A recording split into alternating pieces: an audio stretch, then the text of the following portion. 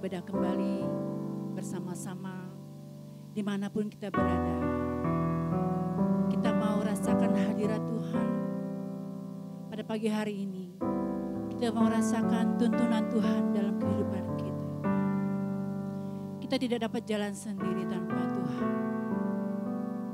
Oleh sebab itu kita mohon Roh Kudus memegang tangan kita setiap saat. Haleluya Yesus.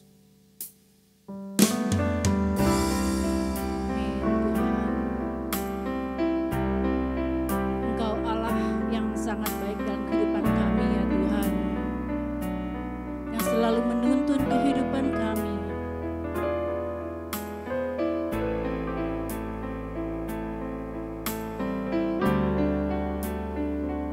Mari bersama naikkan pujian ini Bapak Ibu semua. Peganglah tanganku Roh Kudus setiap hari. Ku tak dapat jalan sendiri tanpa Roh-Mu. Bawalah diriku kepada segala kebenaran, agar ku tidak tersesat mengikuti jalan. Katakan, peganglah tanganku. Peganglah tanganku Roh Kudus setiap hari. Ku tak dapat jalan sendiri tanpa Roh-Mu. Bawalah diriku kepada segala kebenaran, agar ku tidak tersesat mengikuti jalan. Engkau kudus Tuhan, kudus, kudus Tuhan, kudus nama-Mu. Ku beri syukur dalam simponi indah. Ajaib-ajaiblah, ajaib, ajaib Tuhan, ajaib nama-Mu. Amin. Nama yang beri menang, Yesus namanya.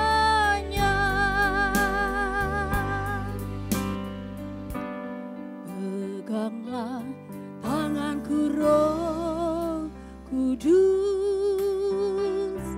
setiap hari. Ku tak dapat jalan sendiri tanpa Roh-Mu. Amin Tuhan. Bawalah diriku kepada segala kebenaran, agar ku tidak tersesat, mengikuti jalan-Mu. Kudus, kudus Tuhan, kudus, kudus Tuhan, kudus nama-Mu.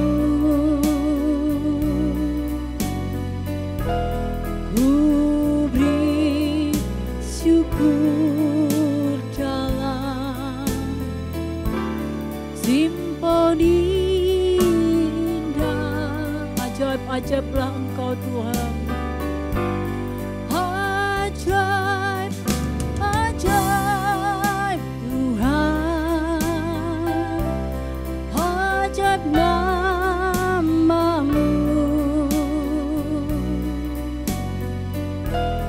nama yang beri menang, Yesus namanya. Kudus, kudus Tuhan, kudus, kudus Tuhan, kudus nama-Mu. Kami berikan syukur kami, ku beri syukur dalam simponi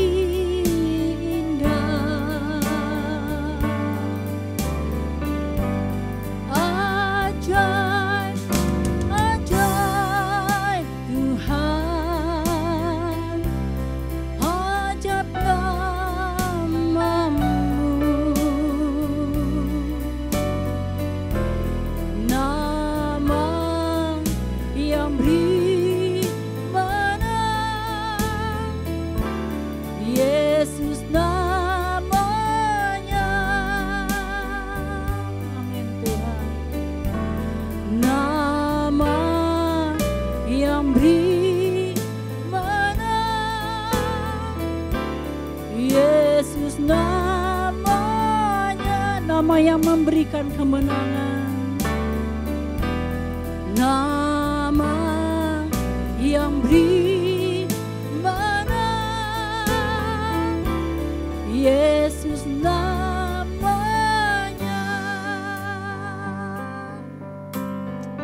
Haleluya Yesus. Kami mau berglori bagi Engkau ya Tuhan pada pagi hari ini. Memuji, mengagungkan, memuliakan nama-Mu yang kudus ya Tuhan. Terima kasih buat semua yang kami terima dalam kehidupan kami. Terima kasih buat semua kebaikan yang kami terima ya Tuhan. Kami perlu Engkau Roh Kudus menuntun setiap langkah kehidupan kami Bapa. Terima kasih Tuhan. Kepadamu kami menyerahkan kehidupan kami seluruhnya. Pagi hari ini kami mau berglori bagi Engkau, memuji kebesaran-Mu ya Tuhan Yesus. Haleluya. Haleluya Yesus.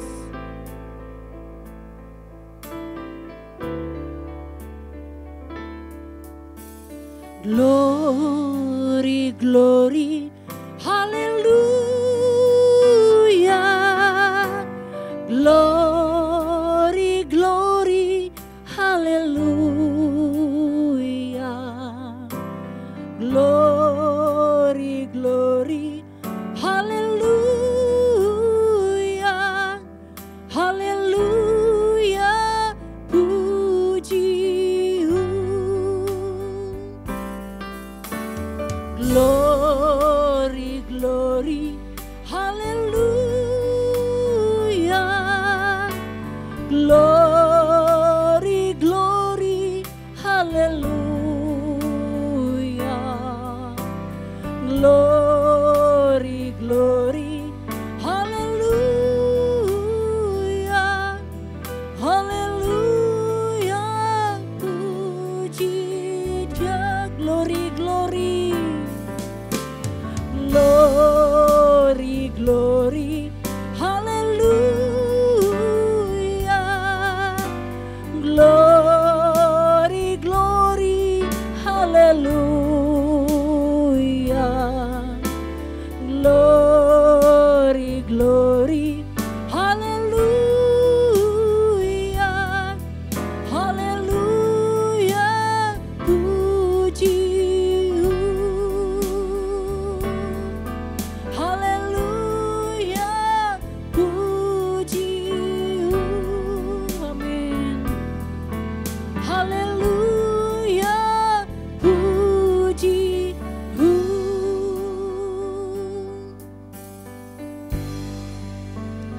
Kami buka ibadah kami pada pagi hari ini dengan mengucap syukur di dalam satu nama yang berkuasa. Tuhan Yesus Kristus, Tuhan dan Juru Selamat kami yang hidup. Haleluya. Amin. Shalom Bapak Ibu semuanya, sukacita pagi hari ini kita boleh bersama-sama kembali. Semoga kita semua dalam keadaan baik dan penuh sukacita. Dan mari kita memuliakan nama Tuhan. Kami bawa korban ke dalam rumahmu ya Bapa. Mari saya undang kita semua dimanapun berada, kita bangkit berdiri menaikkan pujian ini dengan penuh sukacita.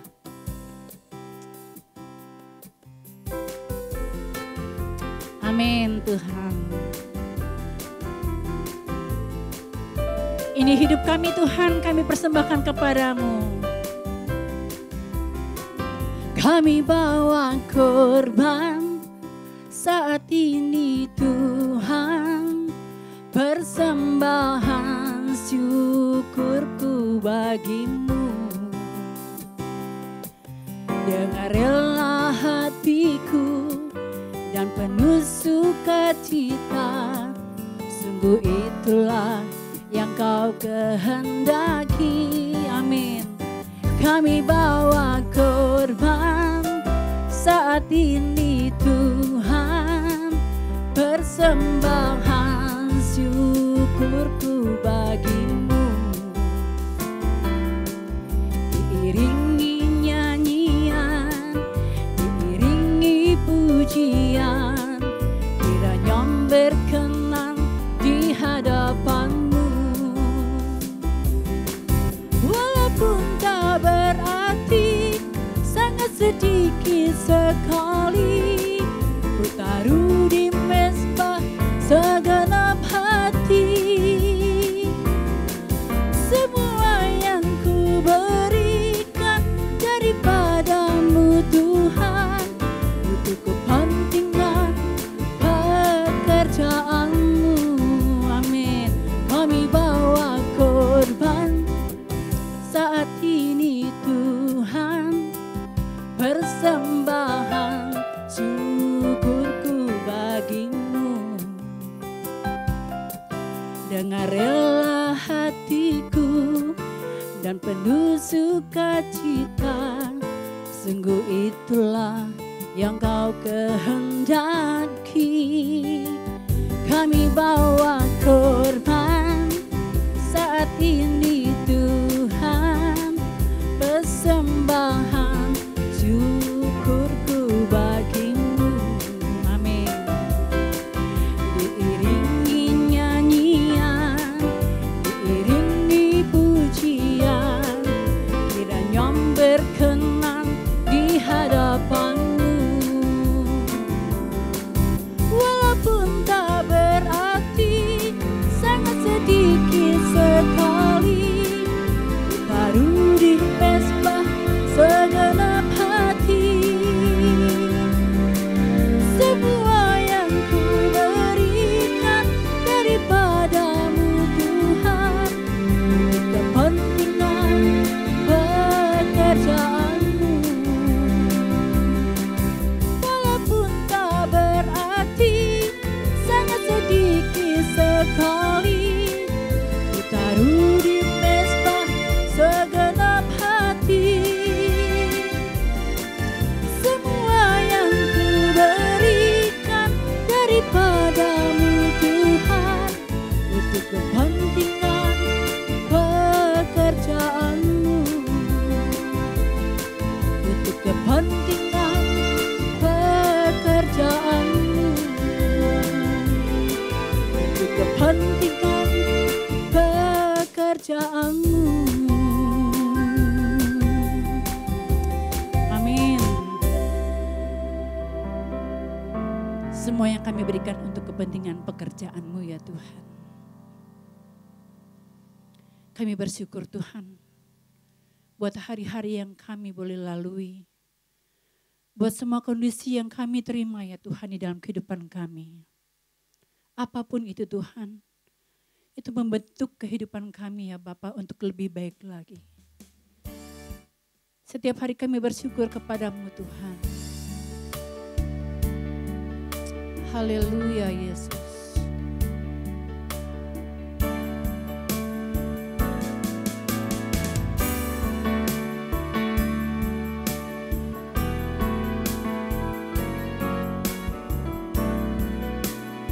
Tiada yang lebih penting daripada memuliakan nama-Mu ya Tuhan.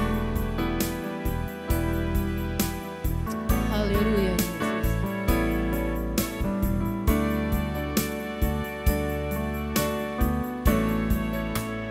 Ku bersyukur Tuhan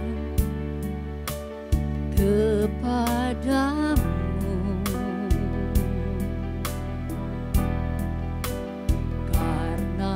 kasih setia yang Kau beri padaku. Amin. Aku ada ini karena kebaikan-Mu, perlindungan Bapa ku alami selalu. Katakan ku bersyukur Tuhan, ku bersyukur Tuhan kepadamu,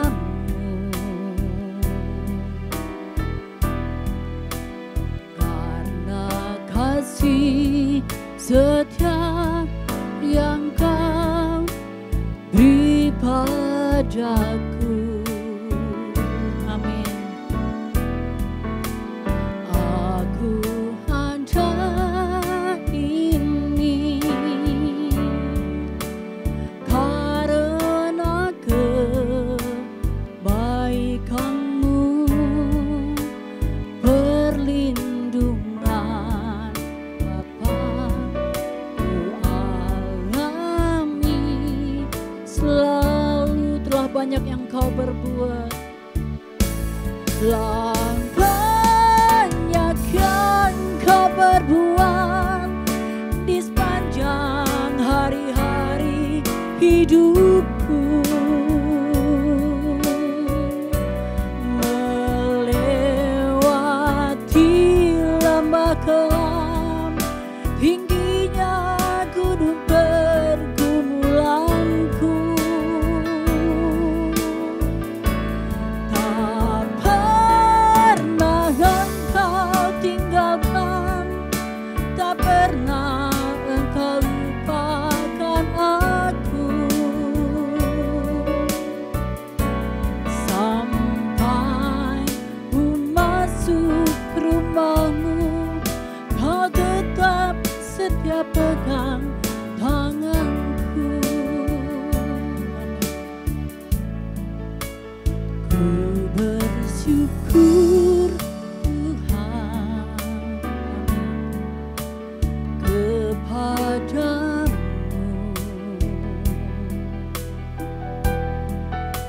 karena kasih setia yang Kau beri padaku.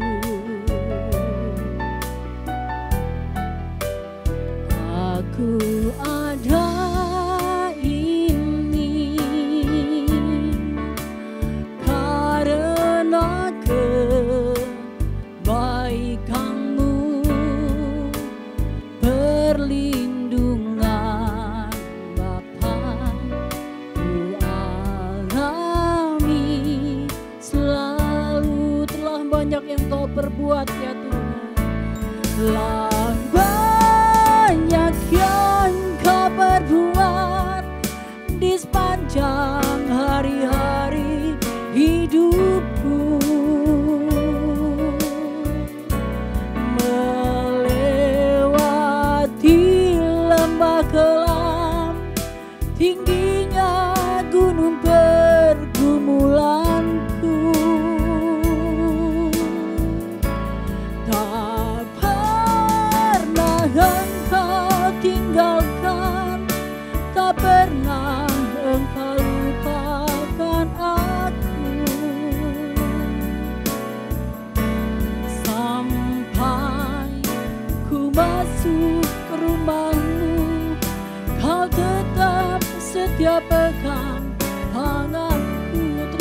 banyak yang kau perbuat ya Tuhan. Telah banyak yang kau perbuat di sepanjang hari-hari hidupku. Melewati lembah kelam, tingginya gunung pergumulanku. Tak pernah engkau tinggalkan, tak pernah engkau lupakan aku. Amin. Sampai ku masuk rumahmu, kau tetap setia pegang tanganku. Sampai ku masuk rumahmu, sampai ku masuk rumahmu, kau tetap pegang setia tanganku. Sampai ku masuk rumahmu, sampai ku masuk rumahmu, kau tetap setia pegang tanganku.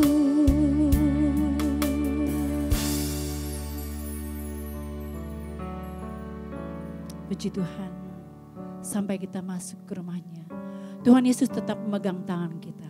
Selamat mendengarkan firman Tuhan pada pagi hari ini. Silakan duduk Bapak Ibu semuanya.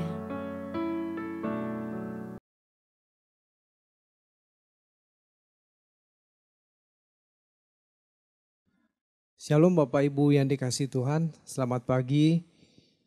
Pagi ini kita akan kembali belajar kebenaran firman Tuhan. Namun sebelumnya mari kita tundukkan kepala, kita berdoa. Bapa di dalam surga, kami sudah berkumpul kembali pagi ini Tuhan. Kami mempersiapkan hati dan pikiran kami untuk belajar kebenaran-Mu. Mari Engkau mengurapi kami Tuhan. Roh Kudus bekerjalah dalam diri kami supaya kami boleh dimampukan untuk mencerna kebenaran yang disampaikan hamba-Mu pagi ini Tuhan. Berkati kami semua Tuhan. Terpuji nama-Mu, di dalam nama Tuhan Yesus Kristus kami berdoa. Amin. Bapak Ibu yang dikasihi Tuhan, tema renungan kita pagi hari ini saya beri judul dibenarkan oleh iman. Dibenarkan oleh iman. Tentu kita sering mendengar istilah ini, dibenarkan oleh iman. Apa ini maksud dengan dibenarkan oleh iman? Nah, kalau kita memahami hal yang salah tentang dibenarkan oleh iman, tentu akan menjadi kesalahan yang fatal. Itu membuat keselamatan kita ini tidak terjadi. Atau dengan kata lain kita tidak akan selamat. Karena salah memahami tentang dibenarkan oleh iman. Nah, banyak orang memandang bahwa karena kita sudah dibenarkan, karena kita percaya oleh iman kita, maka ini merupakan cara mudah masuk surga. Seperti jalan tol gitu ya. Cara mudah masuk surga. Nah, menurut pemikiran orang-orang yang mengajarkan doktrin ini adalah bahwa kalau kita berjuang, berusaha, maka ini bukan karunia, bukan anugerah, namanya juga karunia. Berarti kita tidak boleh ada usaha sedikit pun begitu. Wah. Jadi yang namanya karunia ini adalah sesuatu yang gratis dan diterima begitu saja tanpa ada usaha dari pihak penerima karunia. Nah, ini pengajarannya begitu. Banyak yang memandang dibenarkan oleh iman itu sebagai jalan mudah masuk surga. Promosi yang diajarkan gereja-gereja yang mengajarkan teologi demikian adalah bahwa Tuhan Yesus sudah menang, mengalahkan iblis. Kita lebih dari pemenang, begitu ya. Dan kita tidak perlu susah-susah berjuang mengalahkan iblis karena Tuhan sudah mengalahkan iblis. Tuhan sudah menang di kayu salib 2000 tahun yang lalu, begitu. Dan kita tinggal menerima hadiahnya, yaitu mahkota kehidupan. Begitu ajarannya. Jadi pengertian lebih dari pemenang itu dianggap seperti Tuhan Yesus yang berjuang, Tuhan Yesus yang menang mengalahkan iblis. Kita tidak perlu berjuang, tetapi kita memperoleh hadiahnya, yaitu mahkota kehidupan. Nah, itu pengertian lebih dari pemenang menurut mereka. Nah, tapi kita akan belajar maksudnya apa nih? Dibenarkan oleh iman, ya. Supaya kita tidak salah. Kalau kita memiliki pengertian yang salah tentang dibenarkan oleh iman, tentu kita tidak akan menerima proses penyelamatan itu. Atau dengan kata lain tidak selamat. Dulu saya juga memahaminya demikian Bapak Ibu. Karena saya Kristen dari kecil. Jadi saya pokoknya tahunya Tuhan Yesus sudah mati di kayu salib mengganti posisi kita yang seharusnya dihukum. Dan Tuhan Yesus sudah menang. Begitu ya. Sehingga kita tidak perlu berjuang. Tidak perlu melawan iblis dengan ketaatan. Tidak perlu. Nah, sekarang kita mau belajar. Apa sih artinya bahwa dibenarkan oleh iman? Dibenarkan oleh iman bukan berarti bahwa kita dianggap benar walau tidak benar. Saya ulangi kalimatnya ya. Dibenarkan oleh iman bukan berarti kita dianggap benar walau tidak benar. Tetapi yang benar, kita dianggap benar walaupun belum berkeadaan benar. Ya. Jadi yang betul adalah gini, dibenarkan oleh iman itu berarti kita dianggap benar walau belum berkeadaan benar. Nah, jadi bedanya sedikit. Yang pertama tadi, walau tidak benar. Yang kedua tadi, walau belum berkeadaan benar gitu ya. Nah, kalau walau tidak benar itu keadaan kita sampai kapanpun tidak benar. Jadi tidak ada usaha untuk menjadi benar. Tapi kalau walau belum berkeadaan benar, ini berarti bahwa kita ini harus berjuang sampai kita ini berkeadaan benar. Jadi walaupun tidak benar, berarti seakan-akan kita boleh tidak benar gitu ya. Ini jadi bolak-balik permainan kata nih. Walau tidak benar itu artinya seakan-akan selamanya boleh tidak benar. Jadi kita hidup dalam dosa terus-menerus. Boleh begitu ya. Kalau kalimatnya itu adalah walau tidak benar berarti seakan-akan selamanya kita boleh tidak benar. Nah, ini ada kecenderungan untuk berusaha tidak serius. Dan tidak perlu berjuang untuk menjadi benar atau sesuai standar kesucian Allah. Tapi kalau belum berkeadaan benar, itu berarti ada usaha supaya kita jadi benar. Nangkep ya Bapak Ibu ya? Dibenarkan berarti bukan sekedar dianggap benar. Tetapi berusaha supaya kita ini menjadi benar. Memang sekarang ini kita belum berkeadaan benar. Benar, tetapi kita mau berjuang sampai keadaan kita ini menjadi benar di mata Tuhan. Nah itu, jadi ada beda, yang satu statis, dia sejahtera dalam keadaan tidak benar atau hidup dalam dosa begitu ya. Tetapi yang kedua itu adalah dia berusaha berjuang supaya hidupnya jadi benar. Oke? Kalau bangsa Israel ya, waktu berbuat salah itu dihukum, seharusnya dihukum. Tetapi darah domba itu disembelih sebagai korban pengampunan atau penghapus dosa. Itu menjadi sarana pendamaian antara Allah dengan umat Israel. Supaya umat Israel itu diterima kembali oleh Allah. Ya, berbuat salah, potong kambing, dijadikan korban penebus dosa, diperdamaikan kembali, diterima oleh Allah. Tetapi bukan berarti bangsa Israel itu boleh terus-menerus berbuat dosa, berbuat salah, melanggar Taurat terus-menerus, tidak boleh. Berbuat dosa lagi itu bisa kena kutuk, dihukum. Nah, itu saja di perjanjian lama sudah begitu. Sekarang bagaimana dengan kita yang hidup di perjanjian baru, di zaman anugerah? Darah Yesus itu menempatkan kita kepada kondisi di mana kita boleh berinteraksi dengan Allah.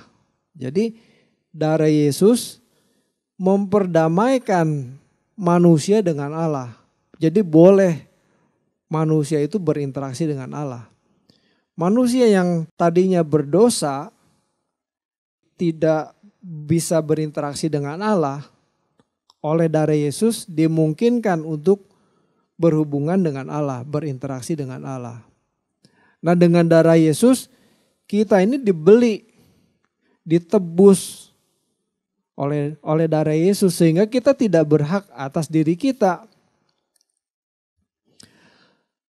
Kita ini menjadi miliknya Tuhan, ditebus oleh darah Yesus. Ya.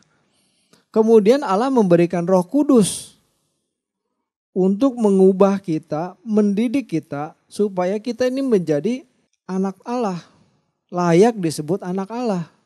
Nah, bayangkan kalau kita yang tadinya karakter kita buruk, yang mudah tersinggung, mudah marah, ya mata duitan, ya mata keranjang, ya iri hati. Yang begini kalau nggak diubah, memang ditebus oleh darah Yesus. Status kita menjadi anak Allah. Tetapi harus dididik, diproses, diubah, dikembalikan ke rancangan semula. Bayangkan kalau kondisi kita yang masih compang-camping begitu, diterima masuk ke dalam kerajaan sorga. Rusak sorga.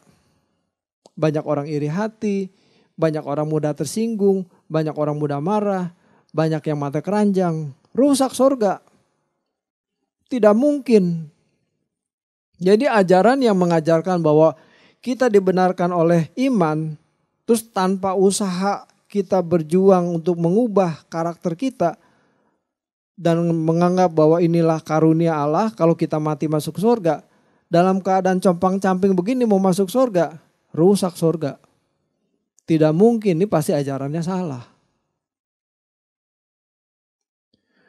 Karena hukuman atas kesalahan sudah ditanggung oleh darah Yesus, bukan berarti bahwa kita boleh berbuat salah lagi.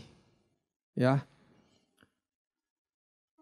Seorang wanita, seorang pelacur yang ditemukan oleh ahli Taurat dan dibawa ke hadapan Tuhan Yesus, waktu mau dilempari dengan batu, Tuhan Yesus bilang gini, siapa yang merasa dirinya tidak berdosa, silakan mengambil batu dan melempar kepada wanita ini. Nah, ternyata orang-orang Farisi dan ahli Taurat pun tidak ada yang berani. Tidak ada yang berani melempari wanita ini dengan batu, merajam gitu.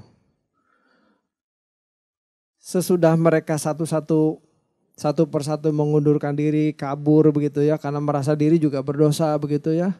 Tuhan tanya, kemana mereka? Nggak ada yang melempari batu? Nggak ada. Nah, Tuhan Yesus bilang apa? Aku pun tidak akan menghukum engkau. Pergilah dan jangan berbuat dosa lagi. Ya. Jadi wanita yang kedapatan berzina ini diampuni. Tetapi Tuhan Yesus bilang, jangan berbuat dosa lagi. Jadi sebetulnya adalah kita yang berdosa itu tidak boleh terus-terusan berbuat dosa. Tidak boleh. Kita harus berjuang bagaimana kita lepas dari dosa.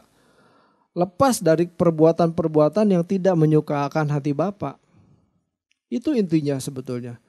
Jadi kita nggak bisa bilang bahwa ketika kita ditebus oleh darah Yesus, kita langsung otomatis menjadi anak Allah dan kita mati, nanti kalau kita mati masuk surga. Itu ajaran yang salah. Kita ini ditebus oleh darah Yesus itu untuk dididik, dikembalikan ke rancangan semula.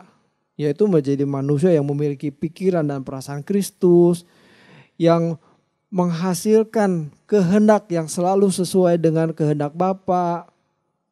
Itu. Nah, Tuhan Yesus itu sebagai contohnya, sebagai role modelnya. Nah, kita ini diubah bukan secara mistis tapi lewat proses. Jadi awalnya kita diubah ini adalah status kita yang tadinya pemberontak, status kita yang tadinya musuh Allah diperdamaikan oleh darah Yesus. Tetapi tidak cukup sampai di situ saja. Tidak cukup hanya sampai dengan aku percaya nanti Tuhan Yesus sudah menyelamatkan diriku, nanti kalau aku mati masuk surga, diperkenankan masuk surga. Enggak cukup. Karena kita nih setelah ditebus oleh darah Yesus, kita nih masuk proses kehidupan, dididik supaya kita berubah. Nangkap ya Bapak Ibu ya? Nah, Roh Kudus ditaruh dalam diri kita. Sekali lagi tujuannya adalah untuk mengubah kita. Untuk mendidik kita, mengajar kita. Ketika kita berbuat salah, Roh Kudus bilang, salah, kamu jangan begitu. Itu orang tersinggung, jangan begitu. Ngomong hati-hati begitu ya. Nanti kalau kita mau melenceng lagi, Roh Kudus bisikin lagi, jangan begitu, salah. Nah kalau kita nggak mau dengar suara Roh Kudus, itu lama-lama suara Roh Kudus juga berhenti juga, makin tidak terdengar. Roma 8 ayat 14 itu bunyinya begini, semua orang yang dipimpin oleh Roh Allah adalah anak Allah. Jadi kita mengaku anak Allah itu kalau hidup kita mengikuti pimpinan Roh. Hidup kita mengikuti instruksi dari Roh Kudus. Jadi kalau kita nggak dipimpin oleh Roh Allah, ya bukan anak Allah.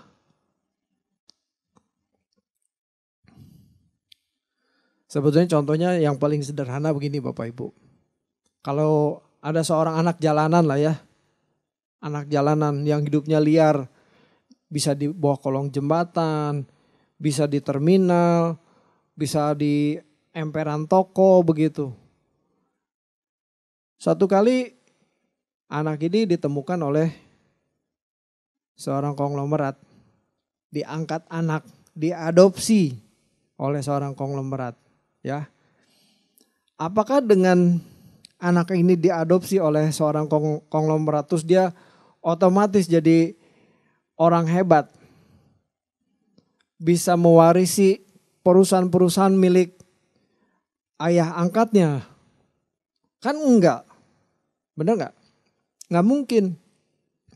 Anak ini begitu diadopsi, diangkat oleh seorang konglomerat, diproses, disekolahkan, dirawat, diajar bagaimana dia hidup yang tertib, harus berjuang, belajar ini, belajar itu. Bayangkan sekarang kalau anak jalanan itu, dia kan bebas, mau mandi boleh, mau enggak boleh. Mau pulang boleh, mau enggak pulang juga boleh. Mau belajar boleh, mau enggak belajar juga boleh. Mau belajar dari mana lah, wong tinggalnya jadi di tempat liar, di terminal begitu. Tapi jadi anak konglomerat, wah enggak bisa. Jam sekian bangun, jam sekian sekolah, pulang sekolah kamu les bahasa Inggris. Pulang les bahasa Inggris, belajar les Mandarin. Habis les Mandarin, les piano. Habis les piano, les lukis. Semua dilesin. Jadi kehilangan kebebasannya. Dia harus dididik, tapi jadi pinter. Tapi dia dididik, disetting untuk mewarisi pimpinan perusahaan dari ayah angkatnya. Nah itu contoh sederhana saja. Nah kita mau mewarisi kerajaan surga, nggak mungkin kita cuma diangkat, ditebus oleh darah Yesus terus didiemin. Karakter kita buruk. Nggak mungkin kita bisa jadi pewaris kerajaan surga. Masih gampang tersinggung, masih gampang iri. Waduh, rusak surga nanti kalau ketemu orang-orang begini. Belum kalau matrenya luar biasa, ada kesempatan nyolong, dia nyolong. Waduh, di surga nanti bisa hilang barang juga, ngeri. Model surga model apa begini? Seharusnya kita mesti berpikir bahwa orang-orang yang masuk surga itu adalah orang-orang yang hidupnya tidak membahayakan sesama manusia. Yang hidupnya berpikiran dan perasaan seperti Kristus. Waduh. Coba kita bayangkan ya gini ya. Kita mau ke negara orang lain saja, itu persyaratannya banyak.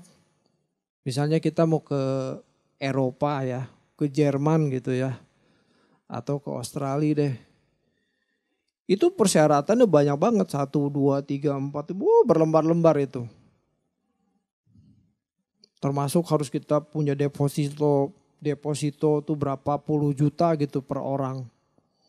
Supaya kalau ada apa-apa ya bisa dia punya ongkos untuk pulang. Dideportasi oleh negara tujuannya itu. Tapi persyaratannya banyak banget. Siapa yang nanggung, mana asuransi, travel insurance. Banyak sekali. Nah itu baru masuk ke negara orang. Persyaratannya begitu sulit, begitu banyak. Belum tentu di ACC lagi sama duta besarnya. Nah sekarang kita mau masuk surga. Mau gampangnya saja. Tidak mungkin. Tidak mungkin Bapak Ibu. Jadi kalau ada pengajaran yang mengatakan bahwa kekristenan itu yang penting percaya, Tuhan Yesus juru selamat, nanti mati masuk surga, itu pasti ajarannya salah. Loh kalau kayak gitu, kok jadi dipersulit ya? Kok dianggapnya saya jadi mempersulit orang mau masuk surga ya? Enggak, sebetulnya enggak mempersulit. Memang dari dulu udah sulit. Sehingga banyak pembicara yang menurunkan grade-nya. Mempermudah gitu loh. Padahal kalau kita mau jujur ya, mau ngomong jujur ya. Percaya masuk surga. Percaya tuh apa dulu gitu loh. Kalau cuman percaya, oh Tuhan Yesus mati. Kamu percaya? Percaya. Tuhan Yesus mati di kayu salib buat kamu percaya? Percaya. Itu baru percaya dalam pikiran. Cuma persetujuan pikiran saja gitu loh. Itu bukan percaya yang menyelamatkan. Kalau percaya yang menyelamatkan itulah percaya dengan tindakan. Dengan iman. Tindakan itu, iman itu kalau tanpa tindakan berarti mati. Berarti bukan iman gitu. Simpelnya ginilah. Kalau saya tanya kepada Bapak Ibu ya. Bapak Ibu percaya gak saya punya perusahaan? Percaya. Mau kerja sama saya? Saya gaji per bulan sekian. Misalnya Bapak Ibu sedang bekerja di perusahaan lain dengan gaji misalnya 5 juta per bulan. Kemudian saya tawari, percaya saya punya perusahaan, mau kerja sama saya gaji 10 juta. Nah itu kalau misalnya cuma ngomong percaya doang tapi nggak pindah ke perusahaan saya berarti itu nggak percaya. Betul nggak? Tapi kalau misalnya percaya, iya ya saya percaya deh mau. Saya percaya Pak David pendeta nggak mungkin ngebohongin begitu ya. Wah, kalau memang percayanya tuh dengan tindakan berarti pindah ke perusahaan saya, tinggalkan perusahaan lama, pindah bekerja sama saya begitu. Dengan saya janjikan gaji 2 kali lipat gitu. Nah itu baru percaya yang benar, yang menyelamatkan. Sama kepada Tuhan juga begitu. Kalau cuma kita ngomong percaya Tuhan Yesus, percaya. Tapi kita nggak ngapa-ngapain gitu loh. Kita tidak mau mengikuti jejaknya, mengikuti gaya hidupnya Tuhan Yesus. Itu mah ngomong doang.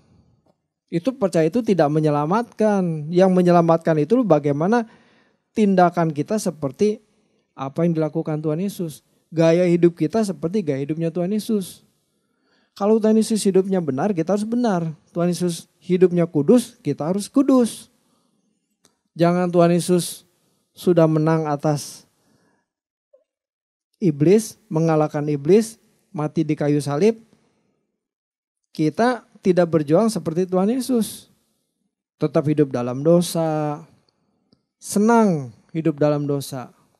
Ya nggak bisa, itu namanya nggak percaya karena tidak mau dididik, tidak mau berubah.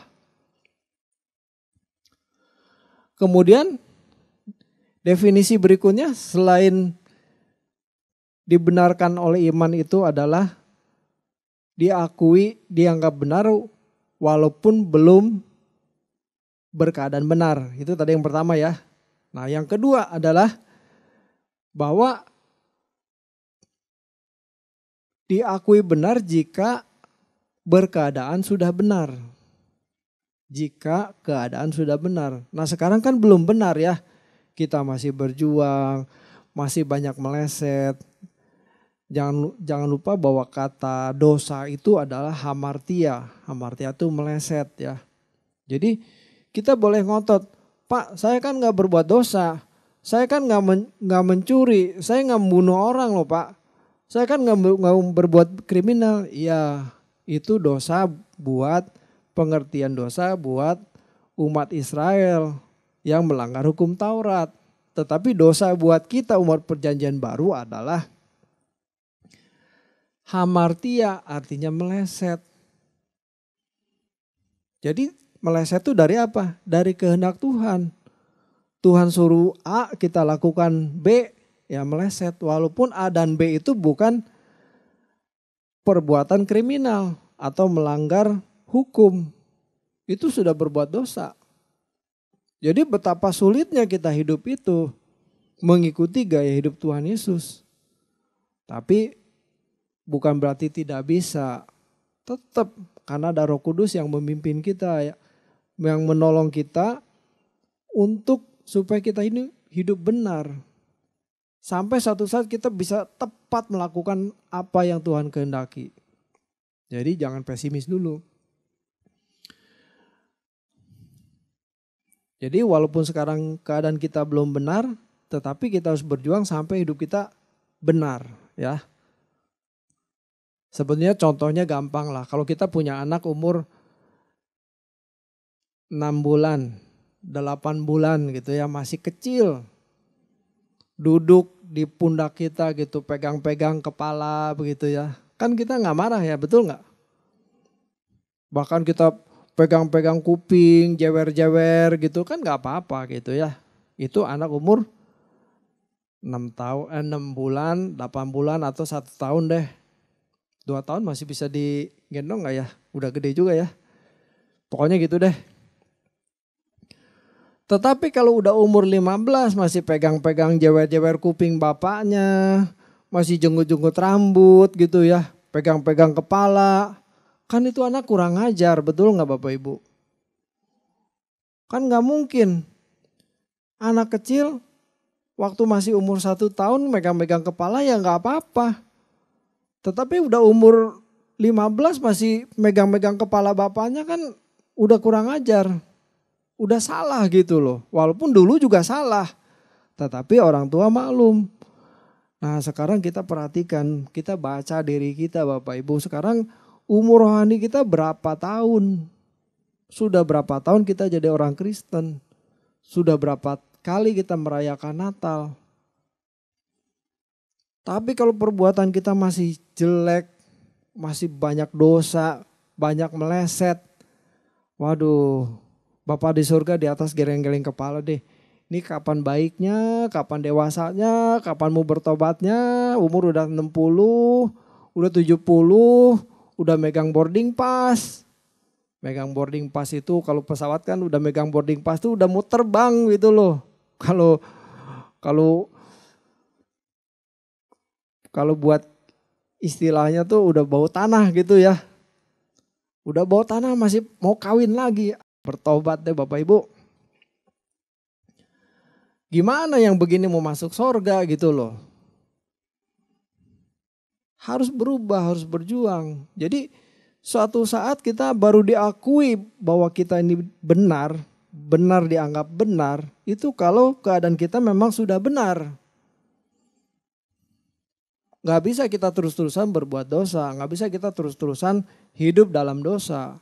Harus berubah, harus bertumbuh. Nah kalau nggak berubah, ya nggak bisa, pasti ditolak Tuhan. Nggak mungkin. Nggak mungkin Tuhan nggak mungkin menganggap kita orang benar, tetapi hidup kita nggak benar, nggak mungkin. Tetapi selama proses, selama kita masih dikasih kesempatan, ya Tuhan maklum lah ya. Kita kan dikasih kesempatan nih 70 tahun, 80 tahun untuk berubah. Tapi kalau udah umur di atas 60, udah mendekati 70, bahkan udah lewat dari 70, kelakuan kita masih jelek, masih buruk. Waduh, Tuhan udah mulai geleng-geleng kepala nih, keburu gak nih? Masih berapa tahun lagi dia hidup gitu kan? Mesti berubah Bapak Ibu.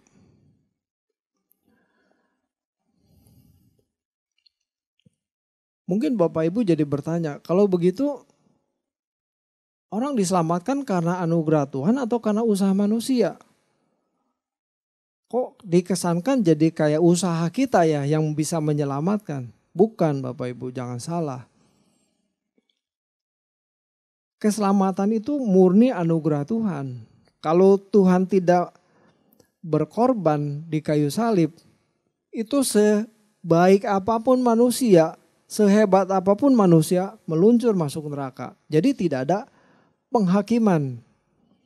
Tetapi oleh kasih karunia, karena Tuhan Yesus mati di kayu salib, makanya perbuatan baik kita jadi diperhitungkan. Kita baca dulu di Efesus 2 ayat 8 ya.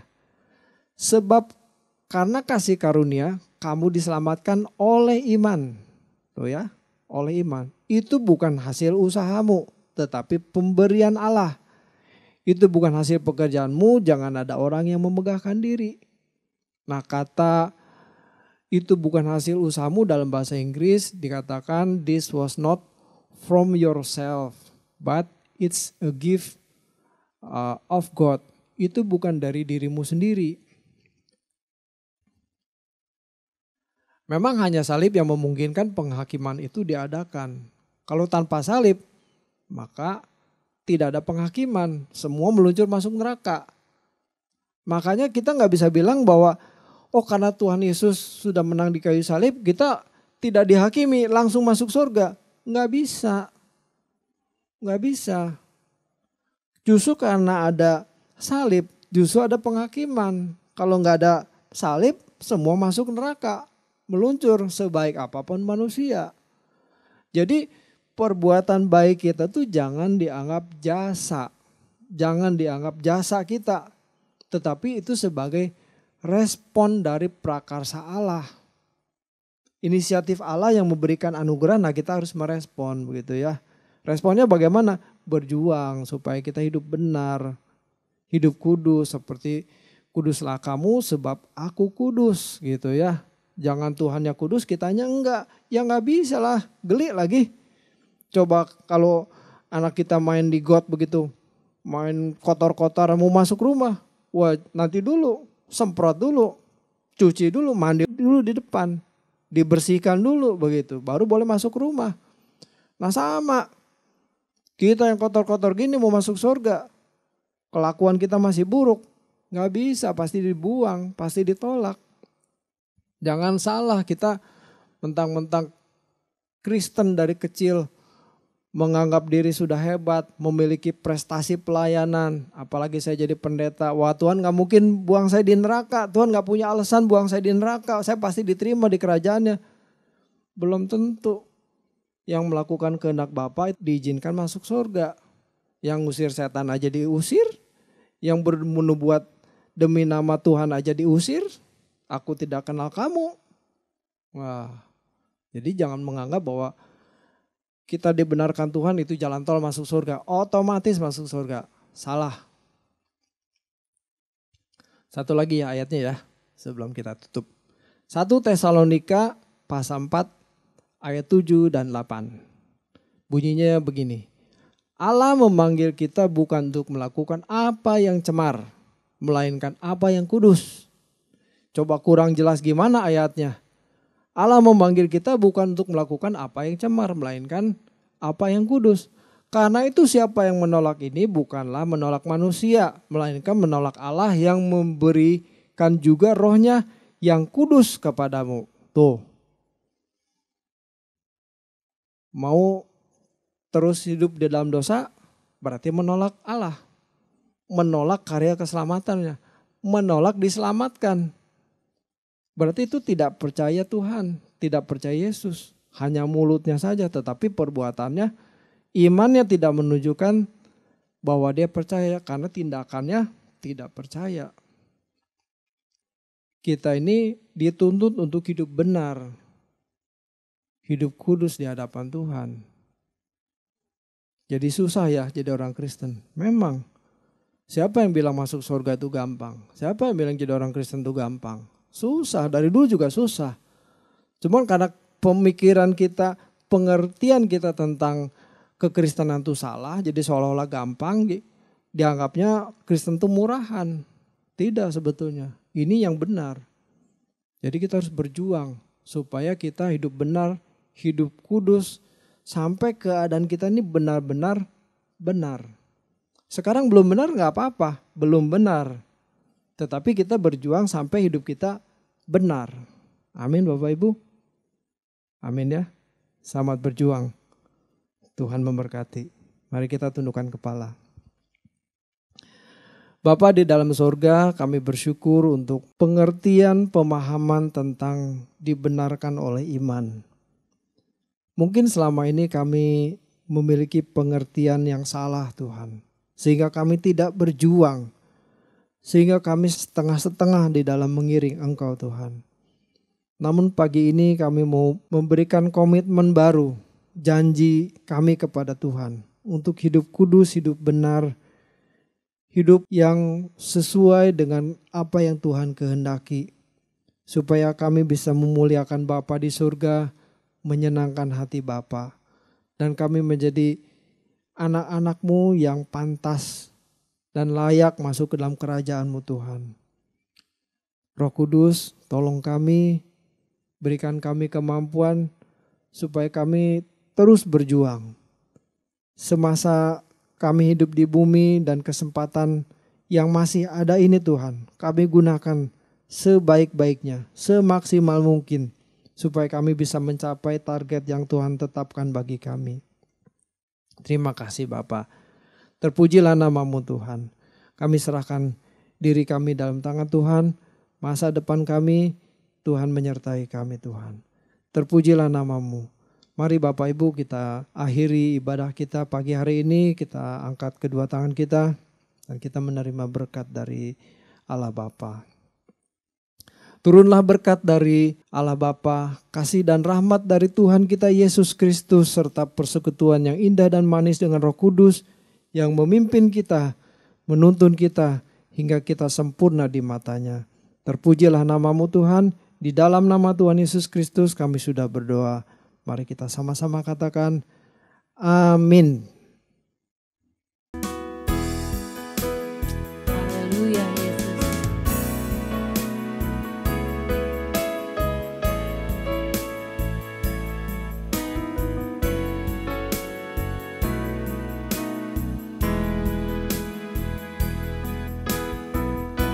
Sebab hanya Engkaulah yang mempunyai kuasa kerajaan, kemuliaan, dan semua yang hidup yang telah Kau ciptakan, mengagungkan, memuliakan nama-Mu.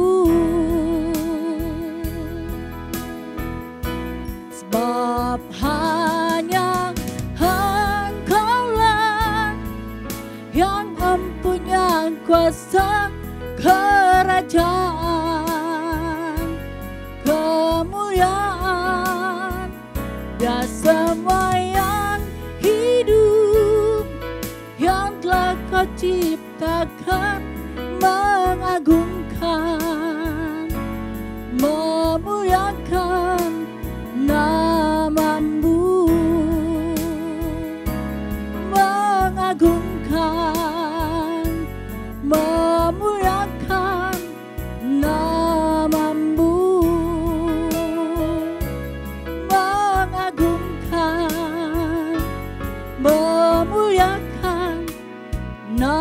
namamu.